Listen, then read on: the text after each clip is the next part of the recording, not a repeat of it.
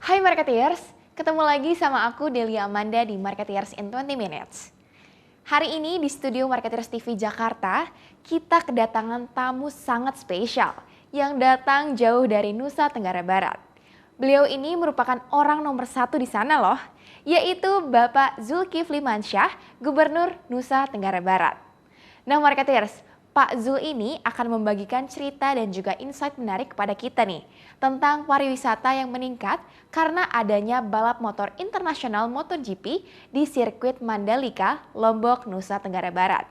Beliau juga mengatakan momentum ini sekaligus menjadi kebangkitan pariwisata nasional dan juga pemulihan ekonomi di Indonesia. Nah, seperti apa sih selengkapnya? Kita saksikan video berikut ini.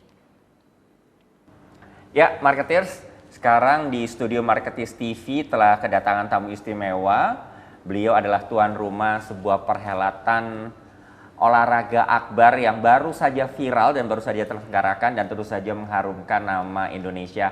Tidak hanya di kancah nasional tapi juga ke seluruh dunia. Siapakah dia? Terima kasih telah hadir bersama kami di Marketeers Studio, Bang Zul, Dr. Haji Zulkifli Mansyah, SEMSC, Gubernur Provinsi Nusa Tenggara Barat. BRMB kabar, Pak? Baik-baik.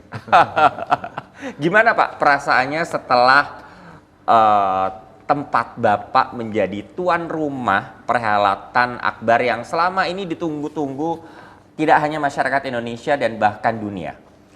Tidak mudah menggambarkan suasana hati bukan hanya kami pribadi tapi seluruh masyarakat NTB bahkan Indonesia.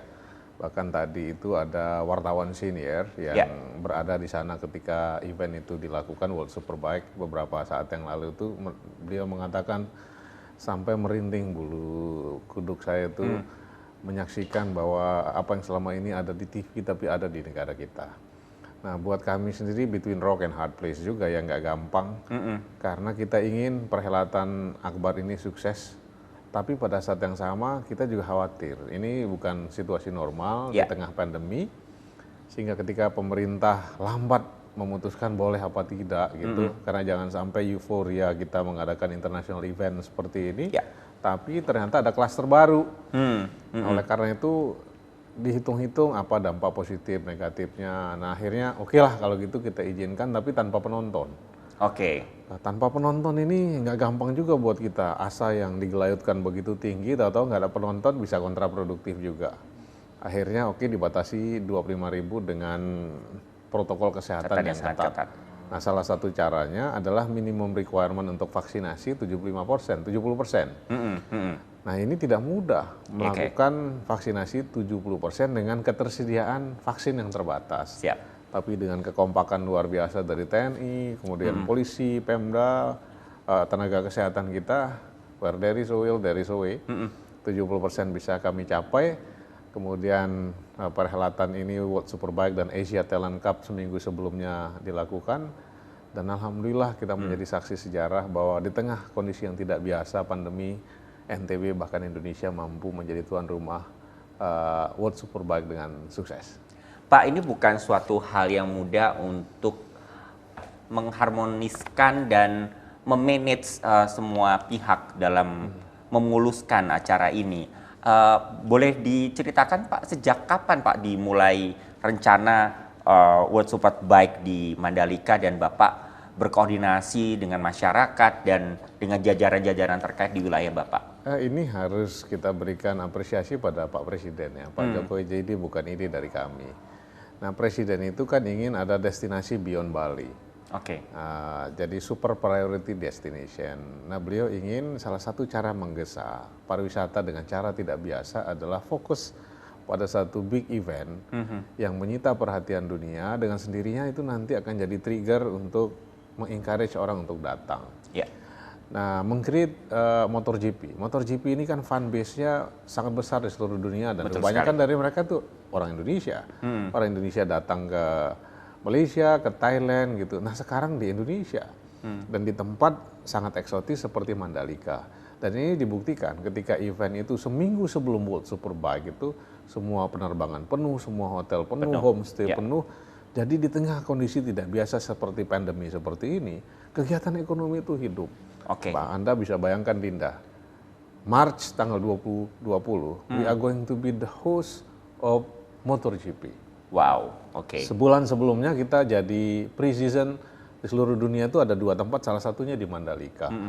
Nah ini besarnya itu 10 kali lebih besar dibandingkan dengan World Superbike kemarin. Jadi kalau World Superbike kemarin itu telah menghadirkan kegairahan baru, ekonomi kita menggeliat, pariwisata kemudian hidup gitu, apalagi nanti 10 kali lebih besar tanggal 20 Maret itu, ya kita harus siap-siap.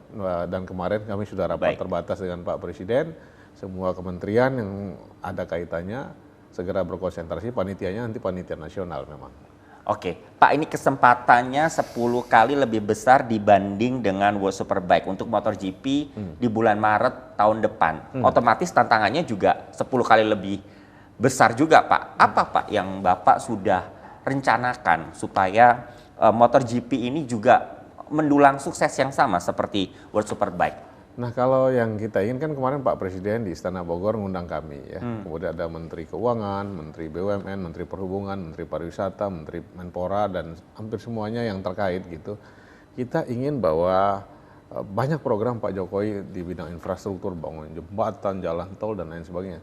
Tapi yang global reach-nya paling besar itu Mandalika kemarin dengan World Superbike. Jadi country branding kita itu luar biasa dengan hadirnya international event yang sangat populer seperti World Superbike dan MotoGP. Dan tahun depan NTB itu, Lombok itu betul-betul jadi kayak island of speed.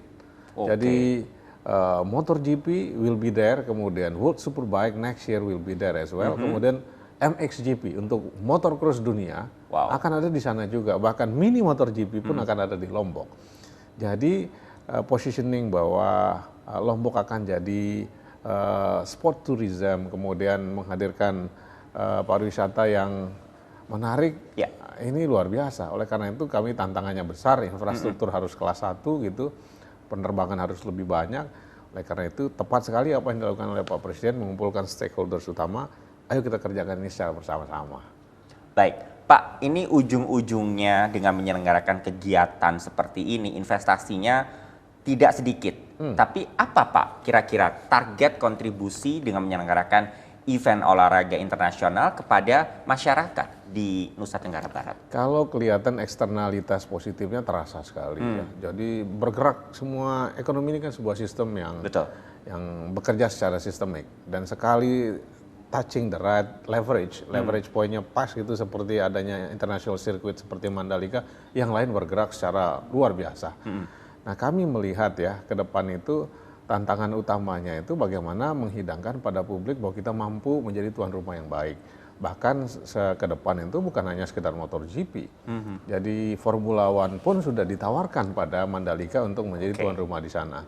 Nah tentu kalau dihitung-hitung secara finansial ada hosting fee, kemudian joining fee, ada biaya yang harus dikeluarkan cukup besar. Tapi ada country branding atau brand equity kita yang kalau dinilai itu tidak ternilai gitu. Betul. Oleh karena itu tidak bisa sekedar explicit knowledge dalam bentuk angka.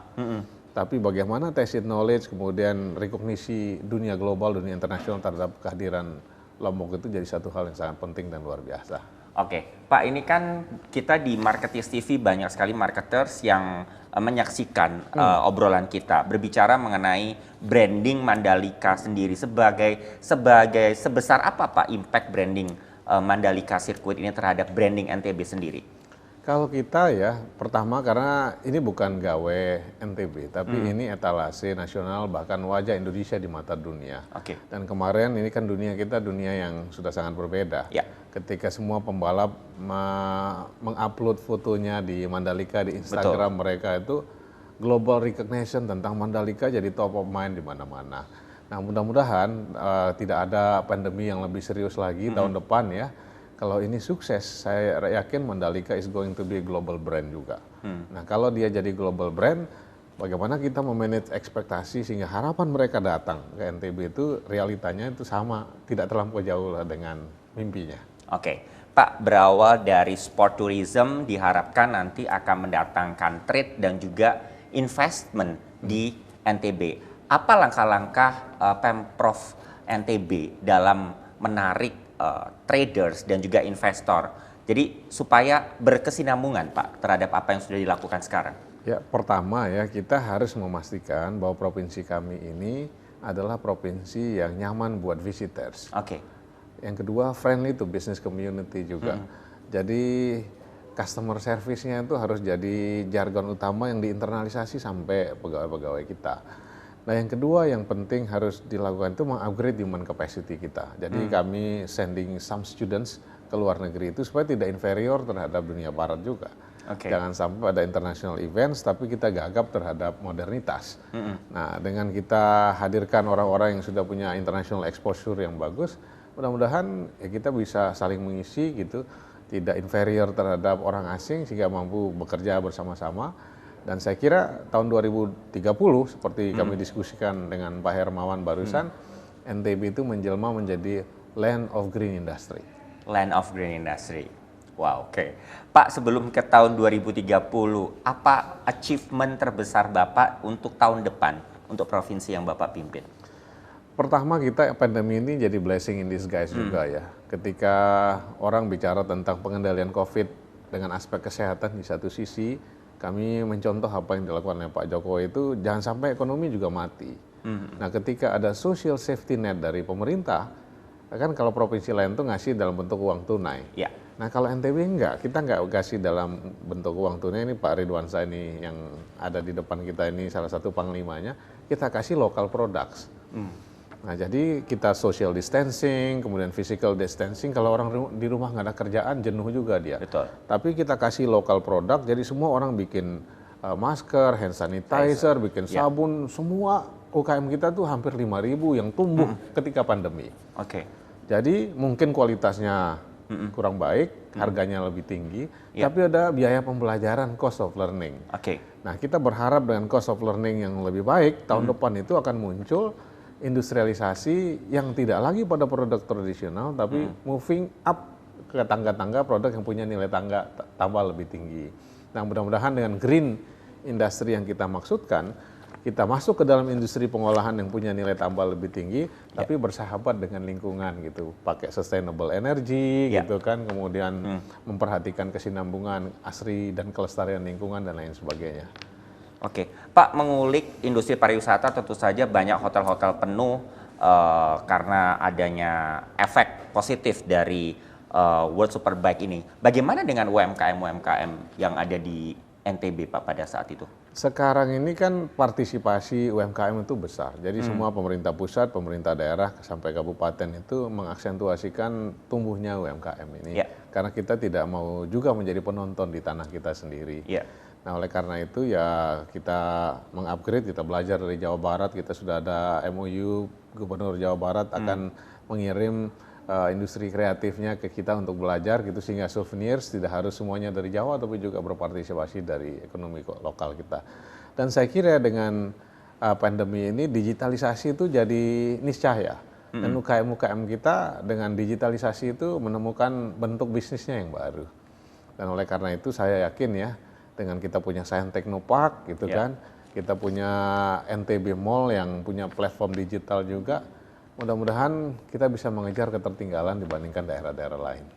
Baik, Bapak mempunyai big dream tahun 2030 untuk menjadikan provinsi Bapak sebagai green industry base, tidak hanya di Indonesia tapi di kancah internasional.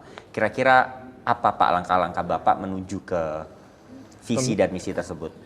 Tentu ini proses yang dinamis ya. Nanti akan ada feedback yang konstruktif misalnya tentang kita menggunakan renewable energy. Baik. Kemudian kita menggunakan program-program ada namanya zero waste juga. Dan kemarin di Glasgow, kebetulan wakil gubernur kami presentasi yang sangat bagus, sehingga ada kedutaan Denmark, kemudian Inggris akan membantu kami mengurangi emisi dan lain sebagainya. Jadi dengan ini jadi isu global juga bagaimana green energy, kemudian green tourism, green product dan lain sebagainya, kami rangkum dengan dua kata indah menjadi green industry. Baik, Tampi Asih Bang Zul atas waktunya di tengah-tengah kesibukan Bapak telah berkenan mampir ke studio Marketis TV. Semoga membawa manfaat buat para marketis yang hadir pada hari ini. Terima kasih. Nah, Marketeers, dengan adanya penyelenggaraan event MotoGP Mandalika ini akan mampu menambah jumlah kunjungan wisatawan ke Indonesia hingga mencapai 300.000 orang per tahunnya loh. Wah, keren banget kan? Dan juga nih memberikan positioning yang kuat bagi Indonesia sebagai tujuan hiburan olahraga unggulan di Asia. Kita doakan ya, semoga COVID-19 ini benar-benar hilang dari muka bumi ini dan kita semua bisa hidup normal seperti semula, tanpa masker dan tanpa ketakutan untuk berpergian. Bagi Marketeers suka video ini, silahkan like dan komen dan juga subscribe channel Marketeers TV agar mendapatkan update terbaru dari kami. Aku Delia Amanda pamit, see you Marketeers, bye!